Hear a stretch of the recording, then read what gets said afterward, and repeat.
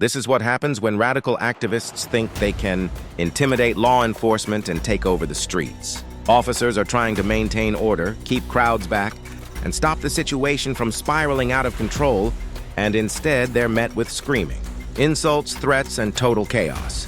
You'll hear protesters calling officers Nazis, screaming in their faces, refusing commands, and chanting "No justice, no peace," while tensions explode right in front of the cameras. Today on The Red Verdict, we're breaking down this chaotic confrontation, why anti-police rhetoric is getting more dangerous, and how the left keeps fueling hostility toward the very officers keeping American cities from descending into complete disorder.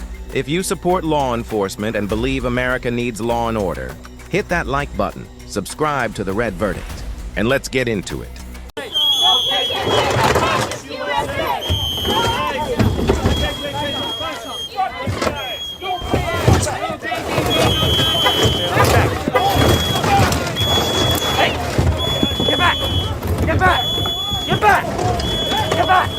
Get back, sir! Get back! You get back!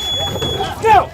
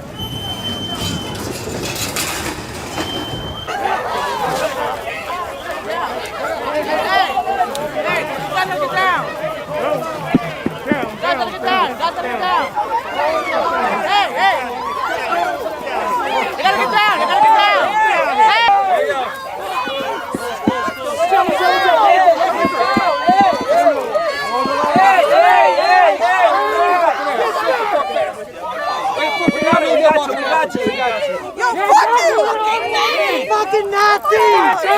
Old woman! Back up! Get back, man! You step back. You step back. Get back! Hey, abort! Abort! Don't let him go through. Abort! Fall back.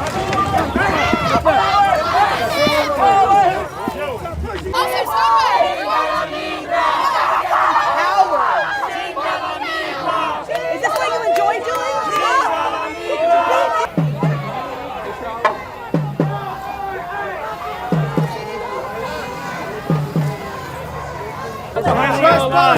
We're behind the yellow line!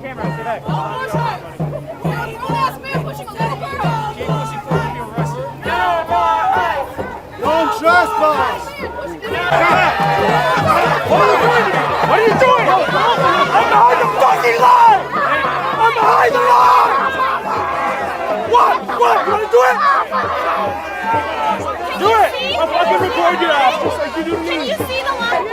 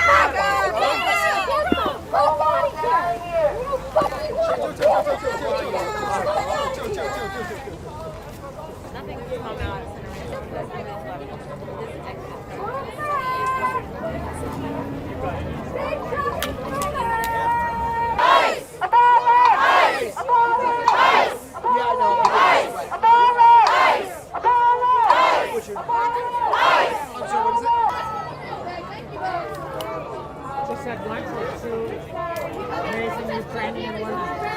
Right from the start of this footage, you can feel the tension boiling over. Police officers are repeatedly yelling, "Get back," as protesters continue, pressing forward toward the police line. And notice something important here. The officers are giving commands over and over again before things escalate physically. They're trying to create distance. They're trying to control the crowd.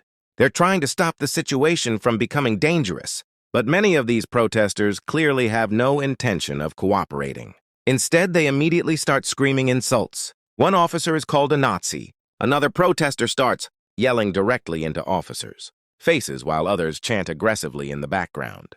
This has become a pattern in America. Every time law enforcement tries to enforce boundaries during these demonstrations, activists immediately frame themselves as victims while provoking officers nonstop. And let's be honest about something.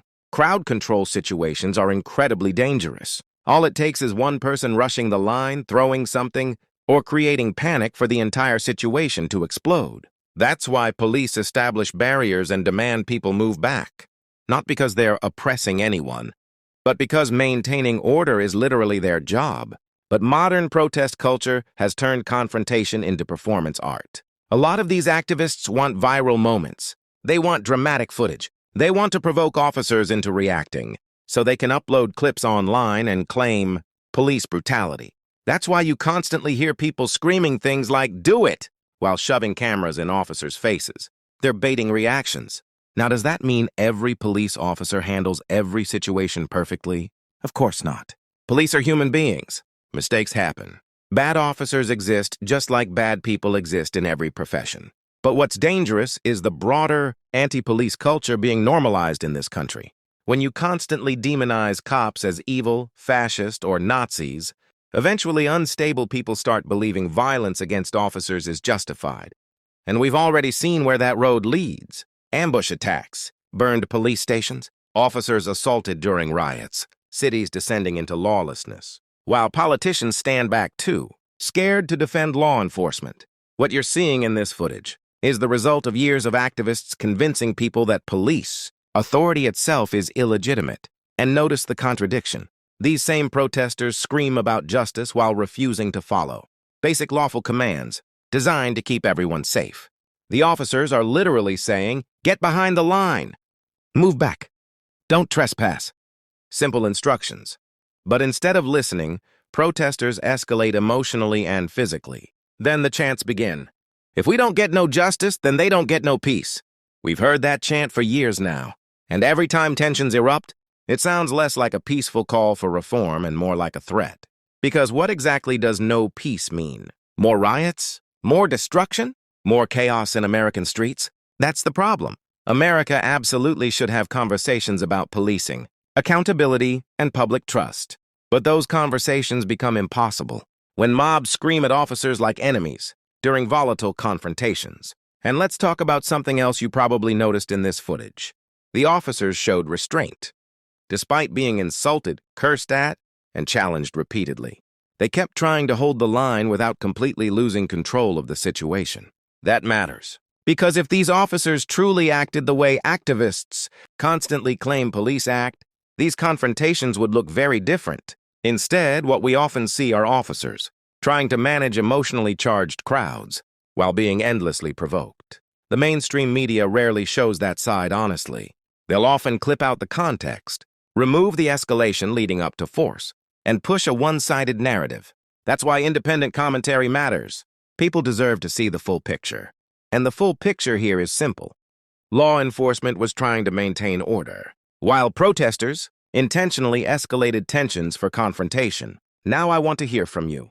Do you think police handled this situation appropriately? Or do you think the protesters were justified in confronting officers this way? Drop your thoughts in the comments below. And if you support law enforcement, law and order, and honest reporting the mainstream media refuses to give you, make sure you like this video, subscribe to The Red Verdict, and turn on notifications so you never miss another breakdown.